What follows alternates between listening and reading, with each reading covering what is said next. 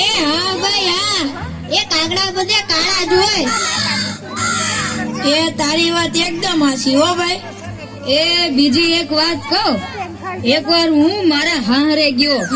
સાસુ માએ 8 દિવસ સુધી પાલકની ભાજી ખવડાવી ને 9મા દિવસે પૂછ્યું, એ જમાઈરા હું બનાવું?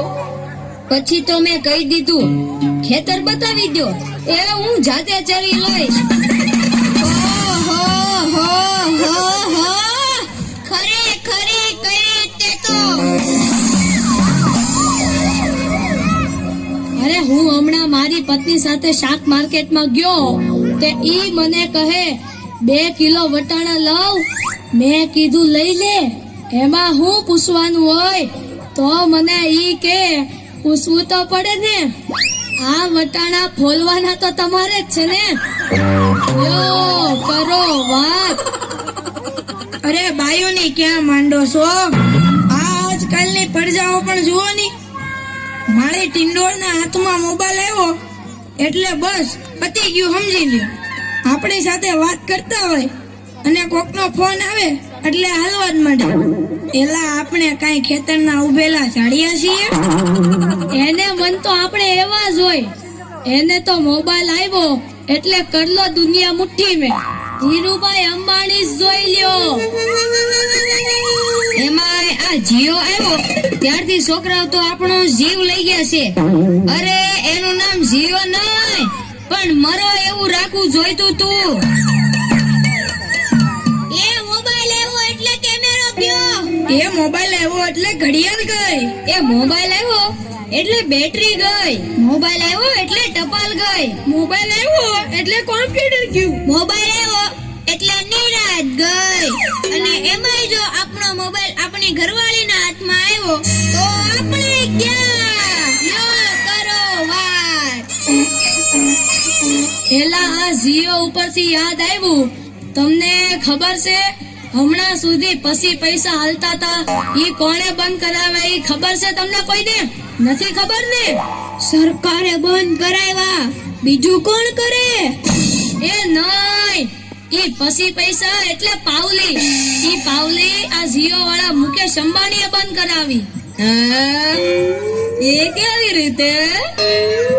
જો હું કહું, મુકેશ અંબાણીના લગ્ન થતા હતા ઈ વખતે આ પાવલી એટલે ઘણા બધા પૈસા કહેવાય. તે ગોર મહારાજ ઘડિયા ને ઘડિયા કીધા કરે, પાણીની ચમચી ભરો ને મૂકો પાવલી. ગણપતિ પૂજન કરાવે ને કે મૂકો પાવલી. એક ફેરો ફરે ને કહે મૂકો પાવલી. બીજો ફેરો ફરે અને કે મૂકો પાવલી. તેલા મુકેશની એટલી ખીચડી કે આખો દેશ મને મુકેશ અંબાણી કહે છે ને આ ગોર મહારાજ મૂકો પાવલી કરે છે. મોટો થઈને આ પાવલી બંધ ન કરાવું તો મારું નામ મુકેશ અંબાણી નહીં. અને જુઓ એને બંધ કરાવી કે નહીં.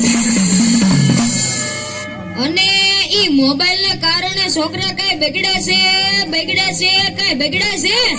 જાણે મોબાઈલ જ એનો બાપ ને એની માં નો હોય. અને આપણા છોકરાની તો વાત જ ના થાય હો. એ વરસા મોકલ્યો હોય તો તાબીએ જઈને બેઠો હોય, અવેડાના ડાટા કાઢી નાખે એવા હોય.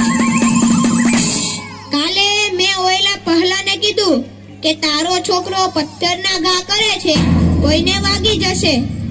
પહેલો મને કે ઈ મારો છોકરો નહીં, ઈ તો મારો ભાણિયો છે.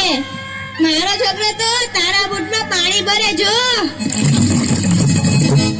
એ લાટા પાટા શણગાર કરીને સ્કૂલે મોકલ્યો હોય ને ઘરે આવે ત્યારે પલળેલ કાગડા જેવો થઈ ગયો હોય. મારા ટીનિયાને સાહેબે પૂછ્યું કે 15 ફળના નામ બોલ. ટીનિયો કે એક સફરજન, બીજું એક ચીકુ, એક ત્રીજું પપૈયું અને 1 ડઝન કેળા. થઈ ગયા ને 15 ફળ. યો કરો વાત. અરે આપણા છોકરાની વાત મૂકો તડકે, આપણી જ વાત કરો ને. ઘરે છોકરાનો જન્મ થાય એટલે એની માં કે નાક તો મારા જેવું છે, બાપો કે એની આંખો મારા જેવી છે, કાકો કે એના વાળ મારા જેવા છે હો. મામો કે હાસ્ય મારા જેવું છે. એ છોકરો મોટો થઈને જ્યારે ના કરવાનું કરે ત્યારે બધાય કે ખબર નહીં આ હરામખોર કોના જેવો છે. એ લ્યો તોય સૌના ઘરે જાય. આ લોકો તો નવરા છે, આપણે થોડા કઈ નવરા છીએ. હાલો હાલો હવે હાલો.